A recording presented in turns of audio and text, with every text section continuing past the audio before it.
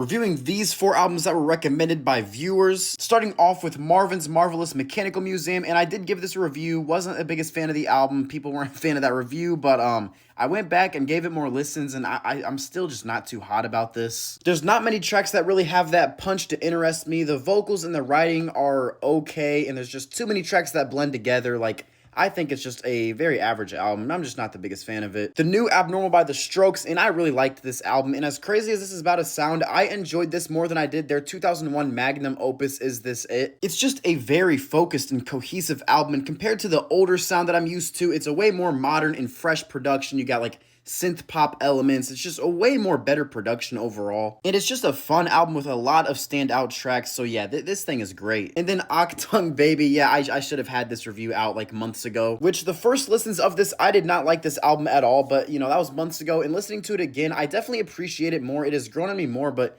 again, I think the Joshua Tree is just so much better. I'm just not a fan of the writing on this album. I think there's like too many corny lyrics on here. I mean, looking at a song like Who's Gonna Ride Your Wild Horses, the production is good. There's some good vocal performances, but yeah, overall, I think the Joshua Tree just has so many more outstanding moments and overall is the better album, but this is fine. And then we have Bach or Bach to the Future. Definitely some interesting production, turning, you know, pianos and classical elements into like rap beats, but that's the entire project and it's unique. I've never heard anything like it, but there's just too much that sounds the same and I'm just not the biggest fan of the sound anyway. And then Liquid Swords by GZA, one of the best rap albums of all time, one of my most revisited old school rap albums of all time. I think I have given this a review before if I'm remembering right, but this album's phenomenal. I mean, top to bottom, this is like a perfect rap album. An exploration of that violent street life, and it feels like a movie almost with all the martial arts samples and the haunting production by RZA. It is such a phenomenal album. This thing is filled to the brim with intricate lyricism and just so many incredible samples and soundscapes. You have some of the best rapping and flows throughout this entire album of all time, and I mean, a song like Fourth Chamber, one of the best rap songs of all time. Like,